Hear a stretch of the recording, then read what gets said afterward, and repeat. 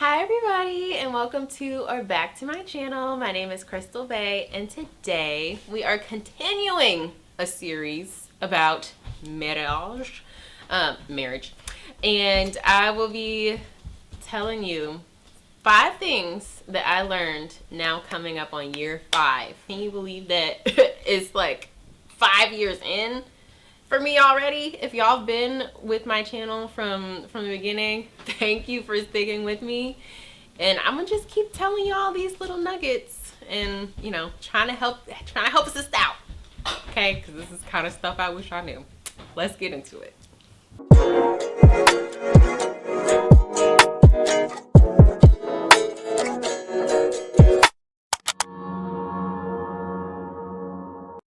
Okay. Lesson number 1. Remember, if we think back in our brains, I think this was my first marriage lessons video that I ever did. And I was talking about Josh coming back home from deployment and how when he was gone, I was the big boss. And then when he came back, he was trying to be the big boss and we were butting heads and I was like, buddy! But yeah. So, and I was kind of talking about in that video that kind of struggle between respect and how men crave respect and women crave love and that whole dynamic, and you can't have 2 people in charge. Now 4 years later, or rather over the course of these 4 years, but definitely this year, I've started to learn that there are practical steps to respect, because sometimes we would have these conversations where Josh will be like, I just felt disrespected in this moment and this and this, and I would genuinely in my head be like, what are you talking about?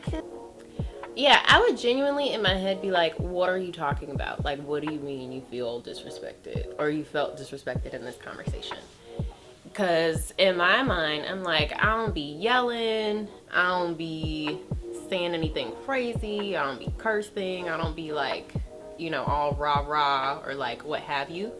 But I've learned that obviously men and women are very different and we perceive things very, very differently. So something for me that I thought was just a normal sentence to say could come off as really rude or undermining or what have you to the male psyche. Well, maybe I shouldn't do quotes. To the male psyche. But that was really interesting for me. So I've kind of had to learn practically, okay, well, what does that look like? And I'm going to plug this book because I got this really good book by an author named Laura Doyle, and it's called The Surrendered Wife. And really the premise is about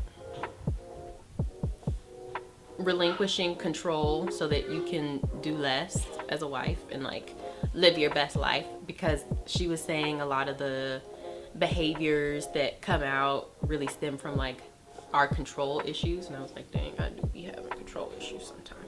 But anyway, and a lot of that comes across as disrespectful. So I was like, huh, so there's practical things that you can do in this book that kind of lend themselves to a more respectful, harmonious environment. And I was like, okay, that makes sense. I finally see it now. I finally get it now.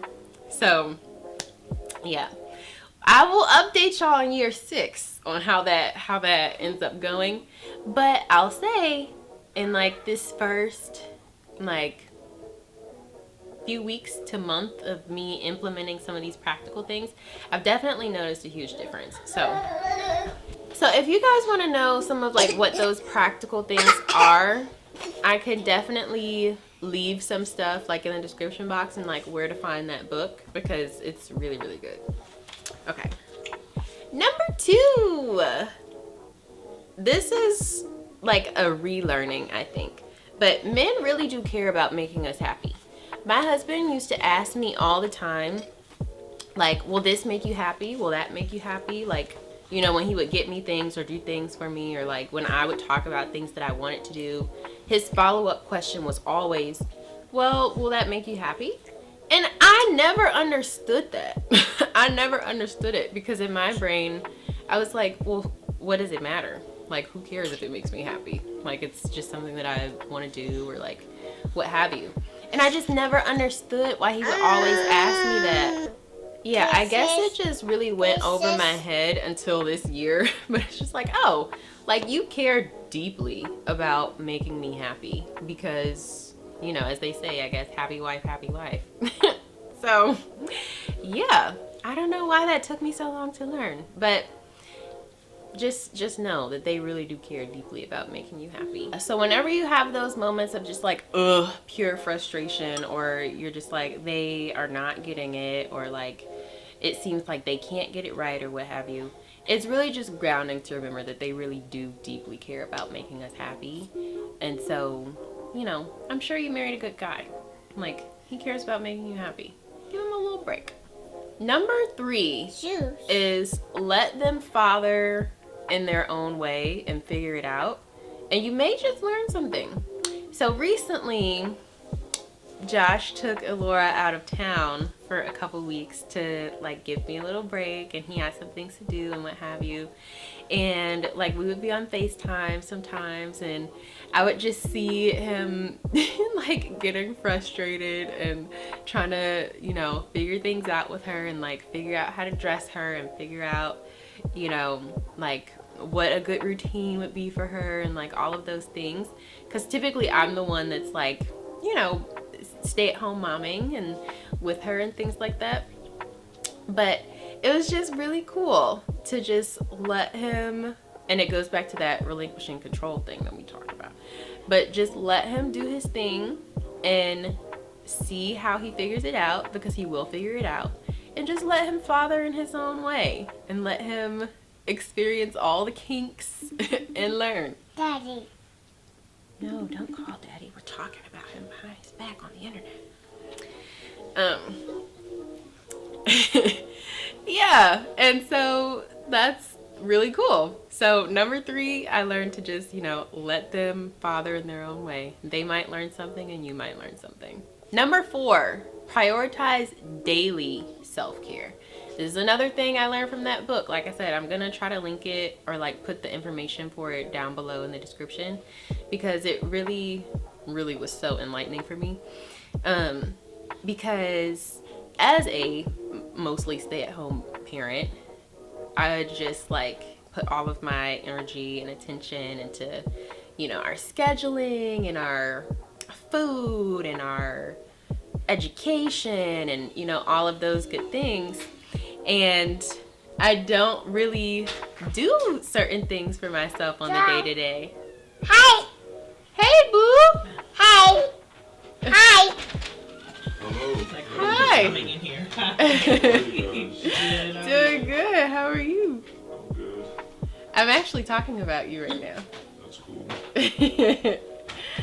Daily self-care, I've learned, is really important, because you can kind of get lost in the shuffle of momming and wifing and being, you know, just doing all the things that you need to do for work and what have you. And then it's like you look up and you're like, oh, well, I've been last on this list.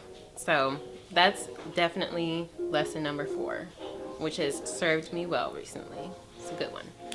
Finally, lesson number 5 of year 5 is to just be more feminine. Because like I said, to kind of my previous point in point 4, like, you spend all of this time doing all of these things, and it's just like, when it comes to that self-care, when it comes to like nurturing your feminine, like, that's important. And so just being more feminine, you'll enjoy it, they'll enjoy it, and then it kind of just works with that male-female dynamic. And yeah, I think that you'll find